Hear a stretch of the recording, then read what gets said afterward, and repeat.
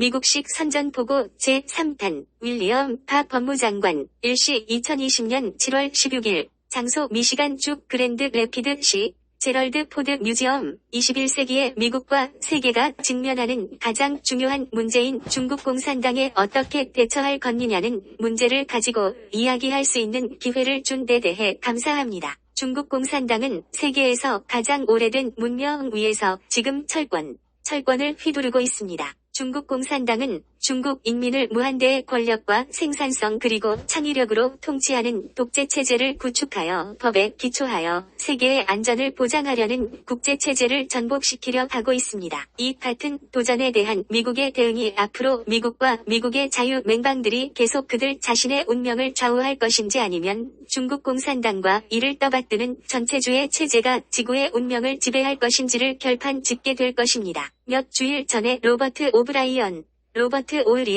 백악관 국가안보 보좌관이 중국 공산당의 이념과 세계 정보 야심에 관하여 이야기했습니다. 나도 동의하는 바이지만 그는 중화인민공화국에 관하여 더 이상 수동적으로 그리고 순진하게 대응할 수 없다 곧 단언했습니다. 지난주에는 크리스 레이 연방수사국 FBI 국장이 산업 스파이, 절도, 강탈, 사이버 공격 및 악랄한 로비 활동 등 사악하고도 불법적인 행동으로 추구하고 있는 중국 공산당의 야심찬 행동 양태들을 설명했습니다. 앞으로 수일 이내에 여러분은 마이크 폼페이오 국무장관으로부터 미국과 자유세계가 직면하고 있는 중국 공산당으로부터의 위협에 관하여 이야기 듣는 기회를 갖게 될 것입니다. 나는 미국 국민들이 이 몇 사람의 연설을 들으면서 중국 공산당이 통치하는 중국과의 관계를 재평가하는 기회를 갖게 되기를 바라마지 않습니다. 오늘 우리가 제럴드 포드 대통령 기념박물관에서 이 같은 기회를 갖는 것은 매우 적절하다고 생각됩니다. 제럴드 포드 대통령은 미국과 중국 간의 국교가 1972년 리차드 닉슨 대통령의 역사적 중국 방문을 계기로 정상화되기 시작한 무렵에 미국 정부의 수뇌부에서 일한 분입니다. 그로부터 3년 후인 1975년 포드 대통령은 자신이 미국 국가원수로 중국을 방문하여 마오쩌둥 모택동을 비롯한 중국 수뇌부와 정상 외교를 전개했었습니다. 이때까지만 해도 탈냉전 이후의 세계에서 미국과 거의 대등한 경쟁자로 등장하리라는 것은 상상할 수도 없었습니다. 그러나 그때도 이미 강대국으로서의 중국의 잠재력은 충분히 느낄 수 있었습니다. 1972년 그들의 중국 방문을 결산하는 공동보고서에서 하원의 다수당 대표 헤일 복스와 소수당 대표 포드는 만약 그들의 염원이 현실화된다면 중국은 앞으로 반세기 안에 10억 이상의 인구를 포용하는 자족이 가능한 초강대국의 하나로 부상할 것이다.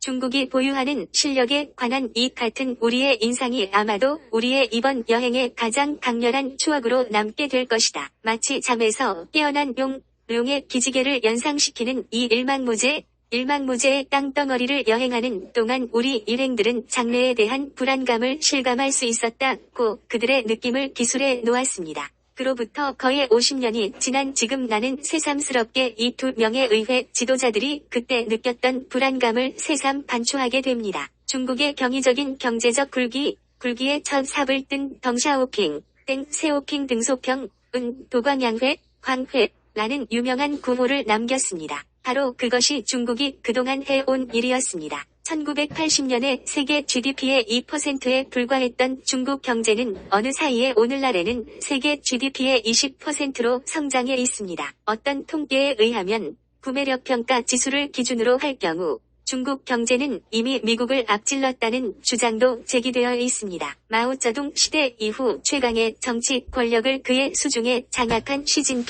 사이진핑 습근평 공산당 총서기는 중국이 지금 자본주의를 앞서는 사회주의를 건설하는 길에서 거의 중심 무대에 도달하고 있다면서 머지않아 미국의 꿈, 아메리칸 드림을 중국몽 차이니즈 설루션으로 치환시킬 수 있다고 공언하고 있습니다. 중국은 더 이상 중국의 힘을 감추거나 시간을 벌려 하지 않습니다. 중국 지도부의 생각으로는 이제 중국의 시대가 도래한 것입니다. 중화인민공화국은 이제 100% 정부가 주도하는 가운데 공격적이고 정교하게 조직된 방법으로 미국을 능가하는 세계의 최선두 초강대국으로 세계 경제의 정상, 정상을 정복하는 경제 전격전을 전개하고 있습니다. 이 같은 노력의 핵심에는 로봇과 첨단 정보 통신 기술, 항공기와 전기 자동차 등 하이테크 산업을 중국이 정복하는 계획인 메이드 인 차이나 2025가 위치하고 있습니다. 수천억 달러의 보조금을 포함한 물량 공세를 앞세운 가운데 이 같은 중국의 경제 공세는 미국이 유지해온 기술 지도력을 위협하고 있습니다. 자국 제품의 시장 점유율의 쿼타 제도를 불허하는 세계무역기구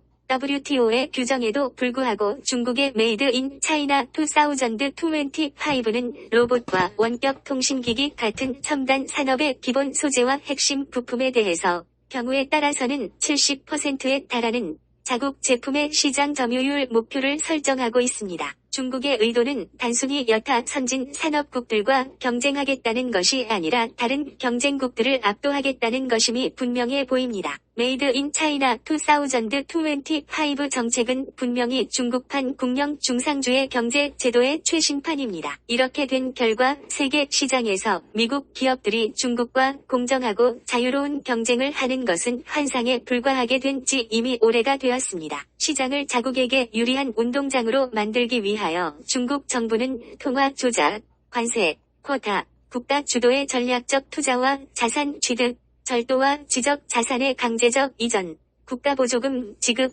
가격 덤핑, 사이버 공격과 간첩 행위와 같은 광범위한 약탈적이고 흔히 불법적인 관행을 구사하고 있습니다. 미국 연방정부에 의하여 적발된 경제적 간첩 행위 80%의 수혜자가 중국 정부이고 전체적 무역 비밀 절도 사건의 60%에 중국이 연루되어 있습니다. 중화인민공화국은 또한 유라시아, 아프리카 그리고 태평양의 무역 루트와 하부 구조를 장악하려 하고 있습니다. 예컨대 세계 해양 운송의 1/3이 통과하는 남중국해에서 중화인민공화국은 해로의 거해 전체에 대한 의심스러운 영유권을 주장하고 국제재판소의 판결을 조롱하고 있으며 인공도서를 건설하고 거기에 군사시설을 설치하면서 인접 국가의 선박과 어선의 항행을 방해하고 있습니다. 중화인민공화국이 자국의 세력과 영향력을 확장하기 위하여 추진하고 있는 또 하나의 야심적 프로젝트가 있습니다. 1대1로가 그것입니다. 때로는 경제원조의 형태로 이루어지기도 하는 이 사업은 실제로는 중화인민공화국의 전략적 이익과 대내적 경제 수요를 충족시키는 데 목적이 있습니다. 예를 들면 중화인민공화국은 국제적으로 빈국의 부채를 떠안기고 조건에 의거한 채무 상환을 거부함으로써 투자가 이루어진 기반 시설에 대한 소유권을 확보하는 작태를 보이고 있습니다. 2017년에 스리랑카의 항구 도시 함반토타에서 바로 그 같은 사건이 일어났습니다. 이 같은 작태는 최신형 식민주의 작태라고 아니 할 수 없습니다. 결과론이지만 중화인민공화국은 소위 디지털 실크로아트 계획에 입각해서 전 세계의 디지털 산업을 지배하려 시도하고 있습니다. 나는 얼마 전에 세계에서 가장 강력한 독재국가로 하여금 5G라고 알려진 차세대 원격 통신망을 지배하도록 허용하는 데 수반되는 위험성을 상세하게 경고한 일이 있습니다. 아마도 그보다는 덜 알려져 있지만 중국은 AI와 같은 첨단 기술 분야에서도 미국을 앞지르기 위한 노력을 경주하고 있습니다.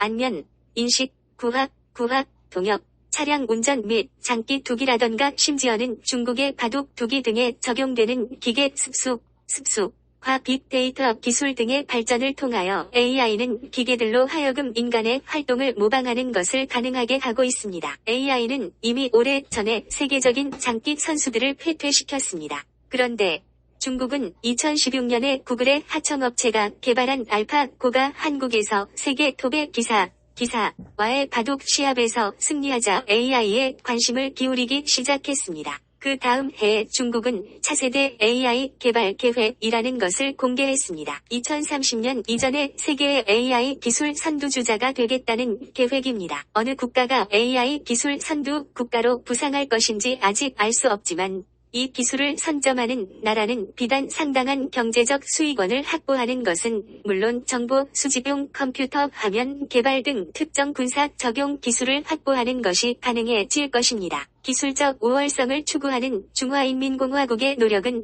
최근 가령 소비자용 전자제품, 전기 자동차, 의료기기와 군용 장비 등 분야에서 중요한 역할을 담당하는 희귀 물질을 독점하려 하는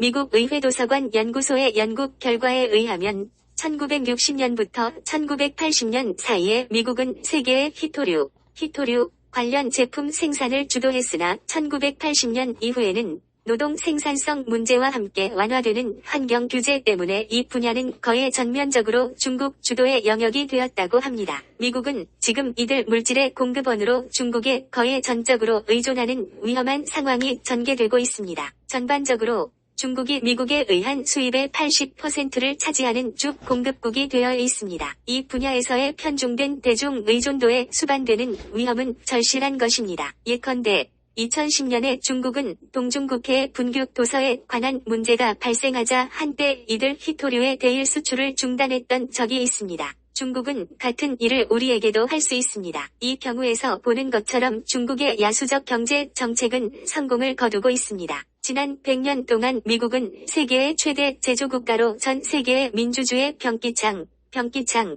역할을 감당했습니다. 2010년에 중국은 제조업 분야에서 미국을 따라잡았습니다. 중국은 이제 세계적 독재국가의 병기창이 되고 있습니다. 중국이 어떻게 이런 일들을 성취했을까요? 어느 누구도 중국인들의 영리함과 성실성을 의심할 수 없습니다. 동시에 어느 누구도 중국의 이 같은 비상이 가능해지도록 도와준 나라가 미국이라는 사실을 의심할 수 없습니다. 중국은 미국으로부터 자유롭게 흘러 들어가는 원조와 무역 거래로부터 엄청난 혜택을 누렸습니다. 1980년에 의회는 중국에게 최혜국 대우를 허용했습니다. 1990년대를 통하여 미국 기업들은 중국이 WTO에 가입하고 다른 나라들과의 교역을 정상화하는 것을 적극적으로 지원했습니다. 오늘날 중국과 미국 사이의 연간 교역량은 물경 7천억 달러에 이르고 있습니다. 작년에 뉴스위크는 미국은 어떻게 중국을 다시 위대하게 만들었는가라는 제목의 표지 기사를 게재했습니다. 이 기사는 중국 공산당 지도자들이 처음에는 달콤한 시장 개방 약속으로 미국 기업들을 중국으로 유치하고 나서 미국인들의 투자와 기술로 재미를 단단히 본 뒤 다시 적대적 태도로 표변한 경위를 상세히 다루었습니다.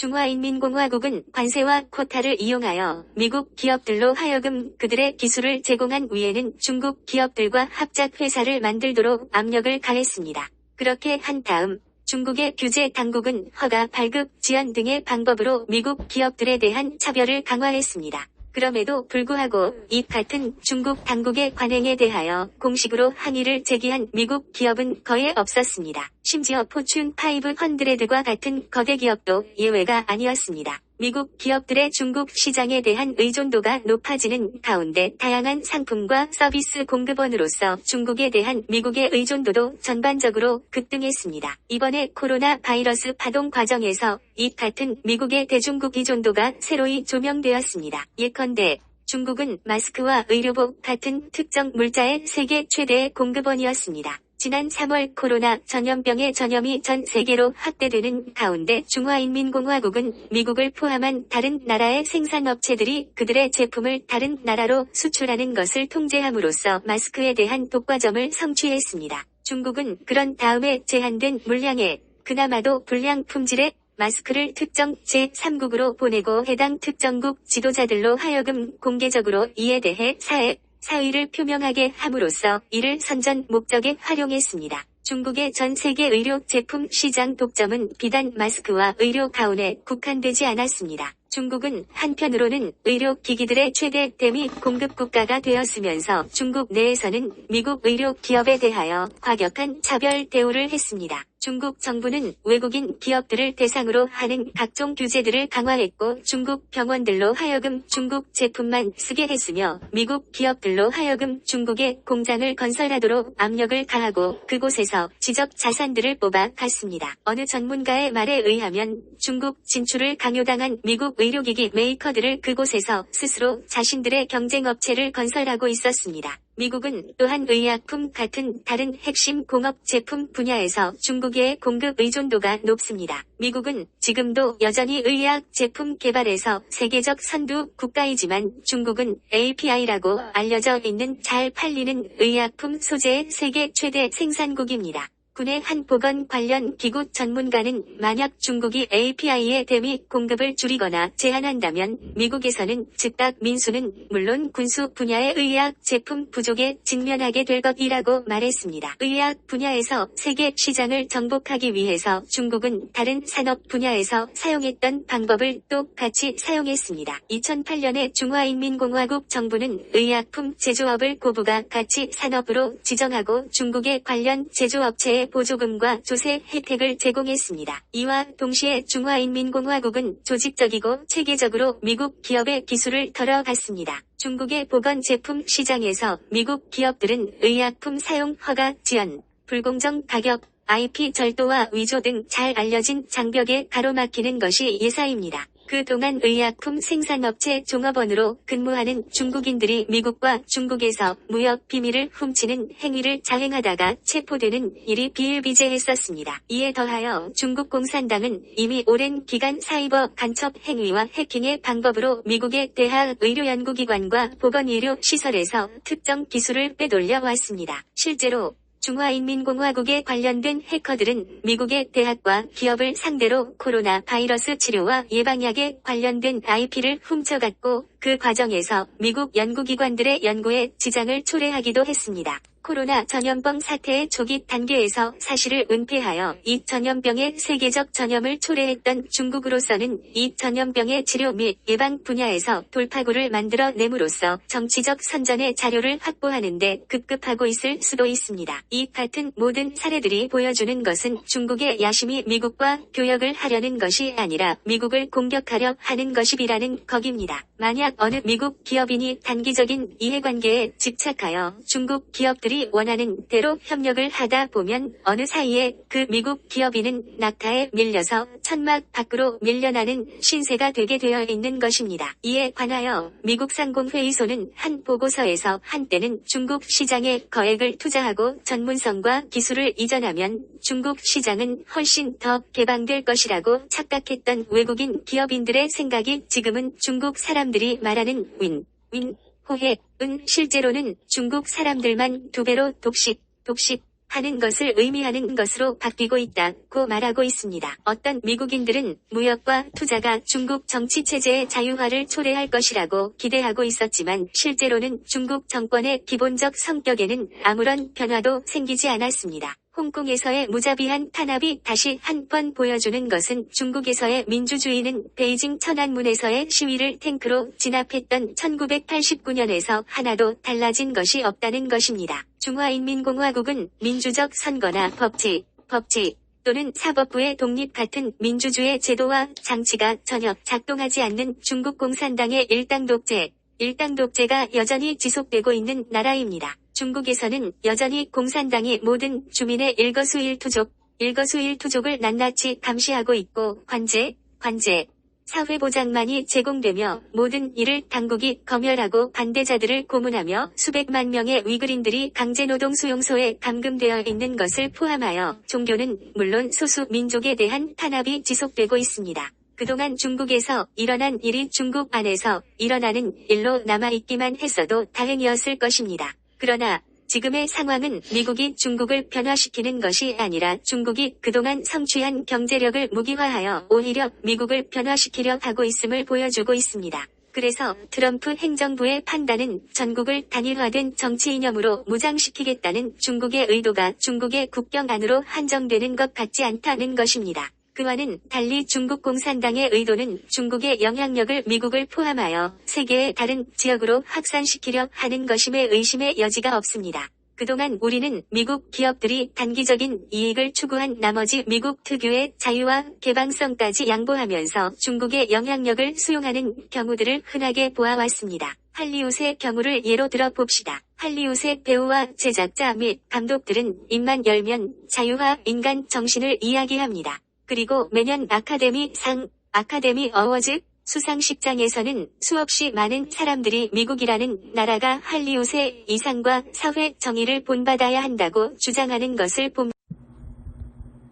그런데 지금 전개되고 있는 양상은 그 할리우드 지구상에서 가장 악랄한 인권 유린국인 중화인민공화국의 비위를 맞추기 위해서 시시때때로 자신들이 제작하는 상업 영화의 내용에 대한 검열을 자진하여 실시하고 있습니다. 이 같은 검열은 중국 안에서 상영이 허가되는 영화에 국한되는 것이 아닙니다. 지금 미국의 극장에서 상영되는 영화 중에 많은 영화들이 똑같은 내용으로 검열된 것입니다. 예를 들면 영화관에서의 히트 작품의 하나인 월드워치는 바이러스에 의하여 초래된 말세적 혼란상을 내용으로 하는 좀비 영화입니다. 이 영화의 원작에서는 출연 배우가 이 바이러스의 발원지는 중국이라고 말하는 부분이 있었다고 합니다. 원작 소설에 등장하는 환자 제로는 중국 중경 출신이었음. 그러나 영화 제작사인 패러마운트 사는 이 영화의 중국 내 상영권을 확보하기 위한 장표로 영화 안에서 중국이라는 단어를 삭제해 버렸습니다.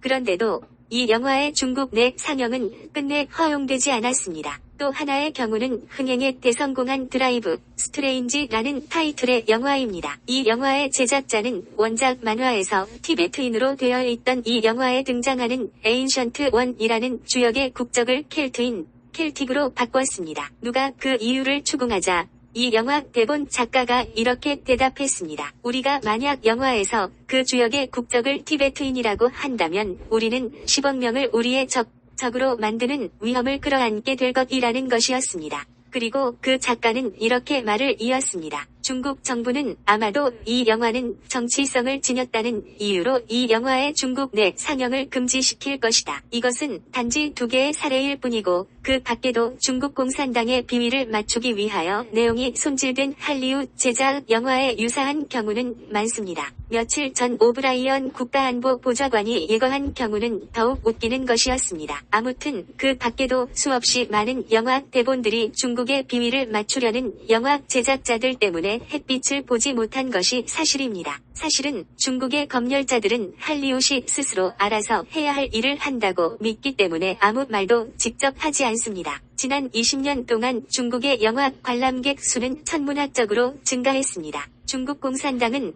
그렇게 하는 것이 중국의 WTO에 대한 의무를 위배하는 것이고 더 나아가 직접적인 검열에 해당하는 것임에도 불구하고 영화관에서의 영화 상영권을 엄격하게 통제해 왔습니다. 게다가 중국에서의 영화 상영은 할리우드의 주요 수입원으로서의 위상이 계속 제고되어 왔습니다. 실례로 5년 전에는 중국인의 투자로 제작된 영화의 입장 요금이 미국 국내 개봉관에서 판매된 전체 입장료의 3.8%에 불과했지만 2018년에는 이것이 20%로 증가했습니다. 그러나 결국은 다른 미국 산업에 대해서 했던 것과 마찬가지로 중국이 할리우드와의 관계를 협력하는 관계로 가지고 가는 것은 오래 가지 않을 것입니다. 아마도 머지않아 중국은 미국의 영화에 쿼타를 부과할 것이고 할리우드 제작자들에게 합작 회사를 설립하도록 압력을 가할 것이고 그렇게 하는 과정에서 미국 영화 산업의 기술과 기법들을 곶감 빼듯이 뽑아 갈 것입니다. 최근 중국 영화 산업의 한 간부가 이렇게 말하는 것을 들을 수 있었습니다. 우리가 배운 것은 모두 할리우드에서 배운 것이라는 것입니다. 특히 2019년 중에 중국 안에서 가장 잘 나간 영화 10편 중에 8편은 중국 내에서 제작된 것이었습니다. 중국에게 이렇게 고개를 숙이는 것을 할리우드만 하는 것은 아닙니다. 미국의 10대 기업들도 마찬가지였습니다. 2000년에 미국이 중국과의 무역 관계를 정상화했을 때 빌 클린턴 대통령은 새로이 막을 올리는 이 세기는 휴대용 전화와 케이블 영화를 통하여 자유가 전 세계로 퍼져나가는 세기가 될 것이라는 환상적 기대를 표명했습니다. 그러나 실제로는 바로 그로부터 10년 안에 시스코와 같은 미국 기업들은 중국 공산당을 도와서 위대한 중국의 방화벽 그레이트 파이어월 오브 차이나 이라는 이름으로 지구상에서 가장 정교한 인터넷 감시 및 검열 장비를 만들었습니다. 그 뒤 세월이 지나는 동안 구글, 마이크로소프트, 야후와 애플 등 거대 통신기업들은 신명나게 중국 공산당과 협력해 왔습니다. 예컨대 애플은 최근 홍콩에서의 민주화 운동을 보도하는 데 대해 중국이 항의하자 중국 내의 전자제품 판매장에서 보도용 애플리케이션인 코츠를 철수하는 조치를 취했습니다. 애플은 또한 사용자들이 중국의 위대한 방화벽 그레이트 파이어월을 우회할 수 있게 하는 가상 인터넷 애플리케이션을 중국 시장에서 철수시켰고 또 중국 안의 애플 직영 판매점에서 민주화, 옹호, 가요, 수로, 음반과 테이프 제품들을 회수했습니다. 뿐만 아니라 애플은 최근 클라우드에 수록된 메일과 텍스트 메시지 등 다른 통신 정보들에 대한 중국 공산당의 접근을 보다 용이하게 해줄 수 있다는 위험에도 불구하고 애플의 이 클라우드 데이터 서버의 일부를 중국에 넘겨주겠다는 입장을 공표한 바 있습니다. 중국 공산당은 오랜 기간 그들의 영향력을 행사할 목적으로 공개적으로 보복을 위협하고 시장 접근을 방해하는 일을 계속해 왔습니다. 최근 중국 공산당은 마쿠에서 미국 기업인들을 회유하고 협박함으로써 중국이 추구하는 정치적 목적을 추구하는 노력을 강화해 왔습니다. 이 같은 중국의 노력은 특히 음지에서 전개되고 있기 때문에 보다 큰 위험에 우리를 노출시키고 있습니다. 그런데 최근 이러한 행태와 관련하여 중국 정부의 신뢰성에 손상이 가기 시작하자 중국 관리들은 이번에는 보다 많은 하수인들을 동원하여 미국의 기업인들을 접촉하고 그들로 하여금 중국 공산당이 원하는 방향으로 미국 정부를 상대로 로비 활동을 전개하고 있는 사실을 법무부가 파악하고 있습니다. 그들의 목표는 다양합니다. 그러나 그들의 행동 방식은 대체로 일치하고 있습니다. 그들이 접선하는 미국 기업인들은 대체로 중국의 이해관계를 보유하고 있기 마련입니다. 그들에게 중국 정부는 중국 정부의 희망 사항에 대해 그들이 어떻게 처신하는가에 따라서 중국에서의 그들의 이권이 좋아질 수도 있고 나빠질 수도 있다고 설득합니다. 이렇게 협박하거나 회유하는 방법으로 미국 기업인들을 개별적으로 접촉하는 방식은 미국의 안전에 특별한 위험을 제기합니다. 왜냐하면 이렇게 함으로써 중국 정부는 미국 사람들의 말을 통하여 마치 미국의 친구인 것처럼 위장하여 미국 정부를 상대로 로비 활동을 전개하게 되기 때문입니다. 이들이 접촉하는 미국의 의회 구성원들이나 정책 전문가들은 외국인보다는 자국민인 미국인이 하는 이야기를 더 경청할 가능성이 있는 것이 사실입니다. 그리고 미국의 정치 메커니즘을 빌려서 미국의 국내 정치 테두리 안에서 이 같은 활동을 함으로써 만에 하나 그들의 그 같은 로비 활동이 공개되는 경우에도 책임 문제를 어느 정도 희석시키는 것이 가능해질 것입니다. 미국 기업인들은 아마도 자신들이 중국을 위한 로비 활동을 전개하는 것이 아니라고 생각할지 모릅니다. 어쩌면 그들은 중국인들이 말하는 관계 구현시 라는 것이 오직 호혜적 관계를 뜻하거나 아니면 중국인들과의 사업에서는 필수적인 인간관계를 뜻하는 것이라고 이해할 수도 있습니다. 그러나 이 같은 미국 기업인들이 반드시 생각해야 할 일이 있습니다. 그것은 그들이 중국인들에게 이용당할 가능성이 항상 있다는 것이고 또 외국인 대리인 등록법 파라 포린 에이전트 레지스트레이션 액트에 저촉될 가능성이 항상 있다는 것입니다. 파라는 어떠한 행동이나 말도 금지하지는 않습니다. 그러나 파라는 어떠한 행동이나 말을 하는 특정인이 어느 외국인을 대리하여 행동하거나 말을 하는 것인지 여부를 공표하고 법무부에 그 같은 사실을 등록할 것을 요구하고 있습니다. 이들 법적 의무는 미국 헌법 제1조가 보호하고 있는 표현의 자유를 억압하기 위한 것이 아니라 공중의 관심사가 되는 사안에 관한 특정인의 행동이나 의견의 출처나 근원이 어디에 있는 것인지를 국민들이 알 수 있도록 하기 위한 장치입니다. 그렇다고 해서 나는 미국 기업인들만이 중국이 노리는 접촉의 유일한 대상이라고 말하는 것이 아닙니다. 중국 공산당은 또한 미국의 학문 및 연구기관에 대해서도 침투, 검열 및 공작을 시도하고 있습니다. 예컨대 수십 개의 미국 대학들이 중국 정부의 경비 지원하에 공자연구소를 설치하여 운영하고 있는데 이에 관해서는 이들 연구소에서 중국 정부가 좋아하지 않는 학술 주제에 관한 토론이 금지되거나 아니면 행사가 취소되는 사례가 있다는 비난이 들리고 있습니다. 이와 관련하여 관계되는 대학들은 중국 공산당이 특정 학술 연구나 다양한 목소리를 억압하는 것을 거부하고 토론 참가자들이 각자의 의사를 자유롭게 발표하게 하며 동시에 학생들이 중국 공산주의자들의 비위를 맞추기 위하여 학문 연구의 자유를 희생시키는 것이 옳은 일인지의 여부를 심사숙고할 수 있게 하는 조치들을 강구해야 할 것입니다. 지금은 많은 사람들이 자신이 단순히 미국인이 아니라 세계인이라고 생각하는 시대입니다. 그러나 그들이 우선적으로 생각해야 할 사실은 미국의 자유기업 체제, 법치 및 미국의 경제적, 기술적 그리고 군사적 역량이 보장해주는 국가안보가 그들의 오늘을 가능하게 해주었다는 사실입니다. 지구화를 추구한다고 해서 보다 많은 자유가 보장되지는 않습니다. 공산중국이 내는 북소리에 장단을 맞추는 것이 자유시장, 자유무역 그리고 자유로운 의사교환의 바탕을 둔 우리의 체제에 부합되는 일은 아닙니다. 과거에는 미국 기업들도 그 같은 진실을 공유했던 때가 있었습니다. 그때 그들은 자신을 자랑스럽게 미국인이라고 말하면서 긍지를 가지고 미국적 가치를 논했었습니다. 예를 들면 2차 세계대전 때 미국을 상징하는 기업인 디즈니사는 미국인 선원들에게 항해 기술을 가르치는 교육용 비디오를 포함하여 정부에 도움이 되는 수십 편의 공포용 영화를 제작했었습니다. 전쟁 기간 중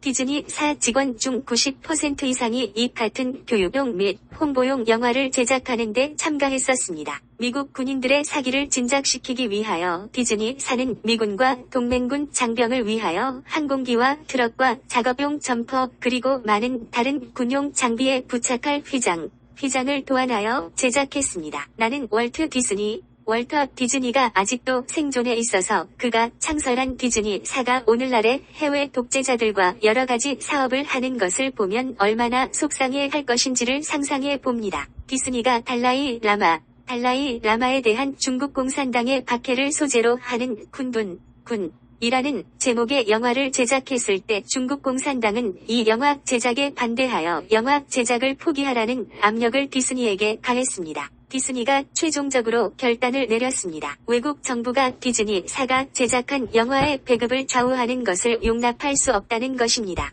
그러나 이때의 이 결단은 오래 가지 못했습니다. 중국 공산당이 디즈니 영화의 중국 내 상영을 금지하자 디즈니사는 자사 제작 영화의 중국 내 상영 허가를 획득하기 위한 로비를 적극적으로 전개했습니다. 디즈니사 회장은 쿤둔 내의 일에 관해 멍청한 잘못이었다고 중국 정부에 사과했습니다. 디즈니사는 중국 정부에게 상해에 55억 달러짜리 놀이공원을 건설할 것을 제안하면서 이 놀이공원의 경영진에 중국 정부 대표를 참가시키겠다고 약속했습니다. 이 놀이공원의 상근 직원 11,000명 가운데 300명은 중국 공산당의 당원들입니다. 그들은 자신들의 업무용 책상 위에 망치와 나시의 조형물인 당장을 비치하고 근무 시간에도 당에서 실시하는 교육에 참가하고 있습니다. 다른 미국 기업과 마찬가지로 디즈니사도 머지않아 원칙을 타협한 대가를 비싸게 치르게 될 것입니다. 샹하이에서 놀이공원이 영업을 개시한 뒤 얼마 지나지 않아 그로부터 불과 200여 마일 떨어진 지역의 중국인이 소유하는 또 하나의 놀이공원이 문을 열었는데 언론 보도에 의하면 이 놀이공원의 모습을 보인 인형 중에는 디즈니사의 트레이드마크인 백설공주 스노우 화이트와 똑같은 것이 있다고 합니다. 미국 기업들은 그들의 운명을 인식해야 합니다. 중국 공산당은 수십 년 또는 수백 년을 단위로 사업을 구상하지만 미국 기업들의 관심사는 다음 회계 기간 중의 손익 계산서일 뿐입니다. 그러나 디즈니사를 포함한 미국 기업들이 앞으로 계속해서 중국 정부에 굴종한다면 그들은 자신들의 미래의 경쟁력과 번영을 상실하는 것은 물론 그들의 사업을 성공으로 이끌어 주었던 자유기업 환경도 아울러 상실하게 될 것입니다. 냉전 기간 중 뒤에 대법관이 된 분이지만 루이스 파월 검사는 미국 상공회의소에 매우 중요한 보고서를 하나 만들어 보냈습니다. 그는 이 보고서에서 미국의 자유기업 체제가 전례 없는 공격에 직면하고 있다고 경고하면서 그들이 미국의 자유기업 제도를 유지하기 위하여 보다 많은 노력을 해야 한다고 권고했습니다. 그는 이미 늦어지기는 했지만 이제 미국의 기업들이 그들을 파괴하려는 세력에 맞서서 모든 지혜와 창의력 그리고 자원을 쏟아부어야 할 때가 도래했다고 말했습니다. 나는 지금이 바로 파월 대법관이 말했던 그때라고 생각합니다. 미국인들은 지금 중국 공산당이 미국인의 생활 방식뿐 아니라 미국인들의 생존과 생활 자체에 대해 가하고 있는 위협에 대해 과거 그 어느 때보다 더 큰 경각심을 가질 때를 맞이하고 있습니다. 미국인들은 앞으로 점점 더 기업의 타협 행태를 배격할 것입니다. 만약 특정 기업이 개별적으로 일어서는 것을 두려워한다면 여럿이서 함께 하는 방법이 있습니다. 파월 대법관은 단합했을 때 획득할 수 있는 재정 능력과 단결된 행동과 국가 차원의 조직력이 뒷받침하는 정치 권력을 바탕으로 장기적인 계획성과 계획한 것은 반드시 실천하는 실천력 그리고 시종일관하는 지속성을 확보했을 때 필요한 힘이 얻어지는 것이라고 갈파했었습니다. 나는 비록 미국 기업들이 그동안 장기간에 걸쳐 중국 공산당에 굴종해왔지만 이제 미국의 기술주도 기업들이 그들의 행동을 단결시킴으로써 필요한 용기를 되찾을 수 있다고 확신합니다. 최근 홍콩에서 있었던 국가보안법 파동의 여파로 페이스북, 구글, 트위터, 줌과 링크드인을 포함한 미국의 대형 기술주도 기업들이 임시적으로 인터넷을 통한 정보 사용에 관한 중국 정부의 요구에 응하지 않겠다는 입장을 밝혔습니다. 공산당 간부들은 이들에게 중국 당국의 지시를 수용하지 않을 경우 투호 등의 제재가 강해질 것이라고 위협했습니다. 나는 미국 기업들이 이 같은 공산당의 요구를 계속 거부하기를 희망합니다. 나는 그들이 그렇게 하리라고 믿고 싶습니다. 만약 그들이 단결해서 버틴다면 여타 산업 영역에서 다른 미국 기업들이 중국 공산당에 부패하고도 독재적 통치에 저항하는 데 동참하게 만드는 선구자가 될 것입니다. 중국 공산당은 중국 정부와 중국 사회의 전 영역에서 자유세계의 개방성을 역으로 이용하여 자유세계 자체를 붕괴시키는 치밀한 공작을 전개하기 시작했습니다. 우리의 자녀들과 손자녀들에게 자유롭고 번영하는 세계를 물려주기 위하여 자유세계의 우리 모두는 우리 역시 한편으로는 공공부문과 민간부문이 기본적인 상호 분리를 유지하지만 동시에 집단적으로 중국 공산당의 지배 음모에 저항하면서 지구적 차원에서 세계 경제를 번영으로 이끌어가는 경쟁을 주도할 수 있도록 하는 전사회적 접근 방법을 찾아내야 할 것입니다.